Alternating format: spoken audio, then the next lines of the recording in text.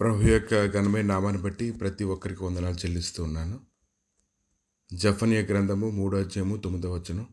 అప్పుడు జనులందరూ యెహోవా నామమును బట్టి ఏకమనస్కులై ఆయనను సేవించినట్లు నేను వారికి పవిత్రమైన పెదవులను ఇచ్చెదను. దేవుని యొక్క మాటలు ఎంతో స్థిరమైనవి, అవి బలమైనవి. ఆయన స్థిరమైన మాటలు పలకడానికి ప్రభు ప్రతి ఒక్కరికి కూడా కృపణిస్తూ ఉన్నాడు. ఆయన మాటలు మనం వినడం చేత మంచి మాటలు పలకడానికి గాను కావాల్సినటువంటి శక్తి అనుదినము మనకు లభిస్తూ ఉంది. 1 కొరింథీయులకు రాసినటువంటి పత్రిక 13వ అధ్యాయం 1వ వచనంలో చూసినప్పుడు మనుషుల భాష, దేవదూతల భాష గురించి అపోస్తలుడైన పౌలు మాట్లాడుతూ ఉన్నాడు. కనుక అనేక మంది అనేక రకాల భాషలు బట్టి మాటలైతే మాట్లాడవచ్చు, కానీ దేవుని యొక్క మాటలు నేర్చుకున్నప్పుడు స్వచ్ఛమైనటువంటి మాటలు పలకడానికి ప్రభు అయితే గొప్ప కృపని అనుగ్రహిస్తూ ఉన్నాడు. అపోస్తల కార్యాలు 1వ అధ్యాయము 13 నుంచి 15 వచనాలు చూసినప్పుడు అకస్మాత్తుగా ఆకాశం నుండి వేగంగా వీచు బలమైన గాలి వెంట ఒక ధ్వని వచ్చెను.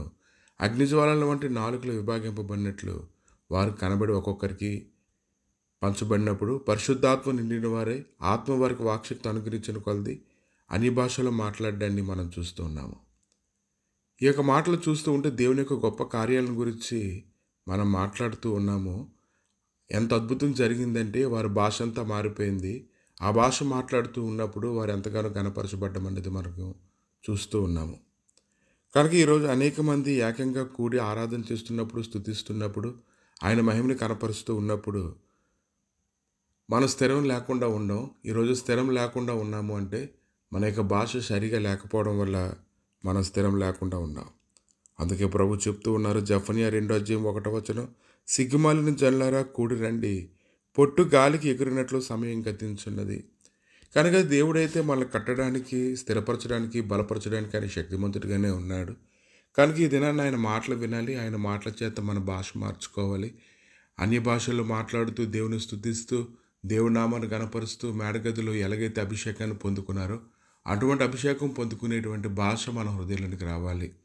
భాష సరిగా లేకపోవడం వల్ల బాబెలు గోపురం కట్టినప్పుడు అనేక మంది చెల్లాచెదురుగా మారిపోయారు. కానీ ఈ దినమైతే మనం స్థిరమైనటువంటి మాటలు పలకాలి, మన భాష మార్చుకోవాలి, మన ఆలోచన తలంపులు మారాలి, మన స్థిరత్వం కొరకు మనం పరుగులెత్తాలి. ఎప్పుడైతే మన భాష మారుతూ ఉంటుందో అప్పుడు ఖచ్చితంగా మనకు స్థిరత్వం కలుగుతుంది.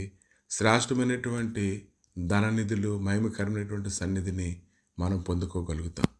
ప్రభా, మీ మహిమకరమైన హస్తాలకు తండ్రి సమయాలు అప్పగించుకుంటుండగా నీవే కృపచూపువాడు, బలపరచువాడు, నీ సన్నిధి సమాధానం చేత నింపువాడు. ప్రభా, దేవా, స్థిరం లేకుండేటువంటి ప్రజలను ప్రభానైనా సిగ్గుమాలిన ప్రజలుగా నువ్వు పిలుస్తూ ఉన్నావు తండ్రి.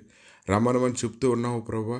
నాయన పొట్టు గాలికి ఎగిరినట్లుగా సమయం గతించిపోతుంది కనుక త్వరగా ప్రభానైనా నీ సన్నిధిలో ఉండాలని నువ్వు కోరుకుంటూ ఉన్నావు దేవా. నేను అటువంటి అస్థిరమైనటువంటి స్థితిని ప్రతి ఒక్కరిలోనూ తీసివేసి నీ మహిమకరమైనటువంటి సన్నిధిని నాయన తోడుగా ఉంచి సమయం ఉన్నప్పుడే ప్రభా చక్కపరచుకోవడానికి సహాయం దయచేయమని, మీరే మహిమగణత ప్రభావాలు పొందమని యేసుక్రీస్తు నామములు అడిగి వేడుకుంటున్నాము తండ్రి. ఆమేన్.